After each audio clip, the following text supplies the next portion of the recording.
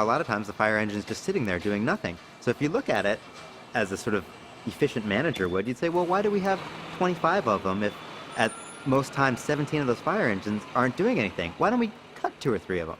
And so they do that, and it's fine for 3 months or 6 months or a year. But then you have a huge fire next door to the closed firehouse, and people die.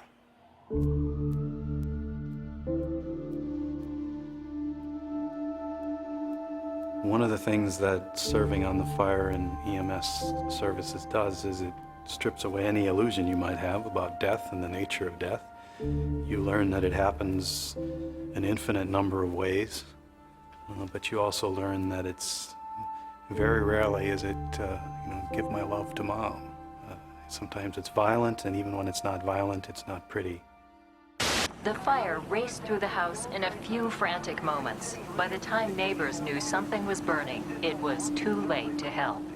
There's a certain house just north of town here where every time I go by, I think of seeing the ambulance come out, and they were carrying the little baby, and the little baby didn't make it. It was a grisly, tedious task. The children who died included a 1-year-old and an 8-month-old girl. A lot of times when we're dispatched, communications division will say people trapped, people yelling out of the windows, and that automatically sends you into another frame of mind. You know what I mean? Because especially if they say babies trapped, people start really personalizing things like that, because most of us have kids and things at home, and the thing on your mind is how you gonna make the save. You almost get tunnel vision, which is very dangerous in this field.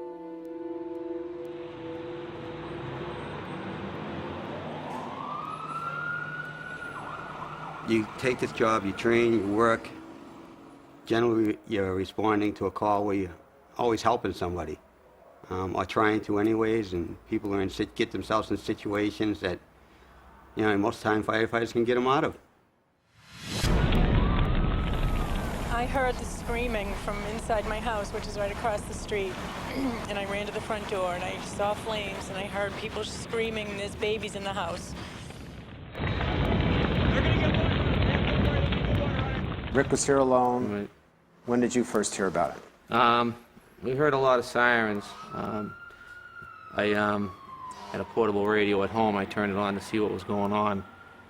First thing I heard was one of the police officers first on scene, basically saying, "Tell them, step it up. We got fire on all 3 floors, and a woman and children trapped on the 3rd floor." As I was pulling up the street by myself, I can imagine what all the people were thinking, that here comes this fire truck, $500,000 piece of equipment. Everything's gonna be all right, and it's not. I know it's not. I'm in this truck by myself. This truck seats 6.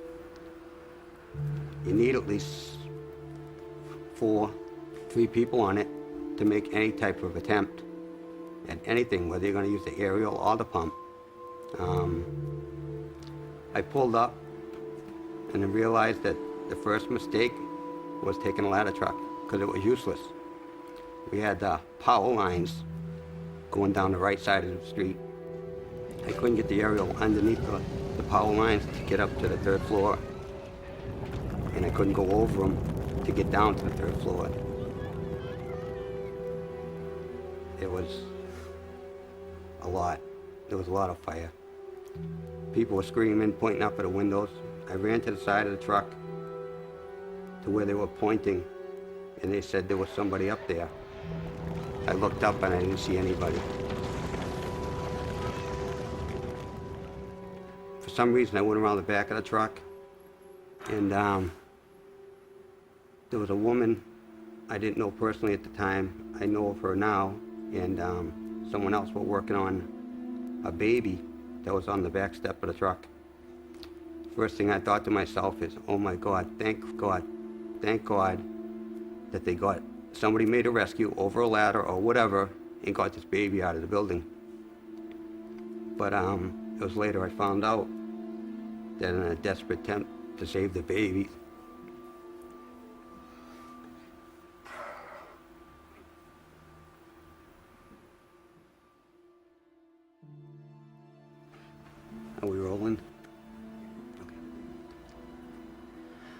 Yeah, I actually thought somebody had rescued the baby over a ladder or was in the building and found the baby, not knowing that the mother made a desperate attempt at trying to save her by basically throwing her out the window. The baby was med-flighted to Boston, best hospitals in the world, I think, or in this part of the country. And she died a few hours later.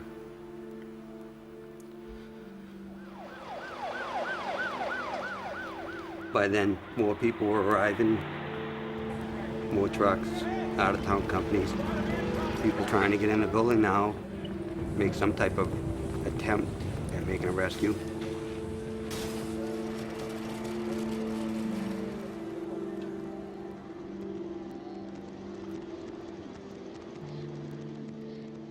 Nothing could be done for those on the third floor.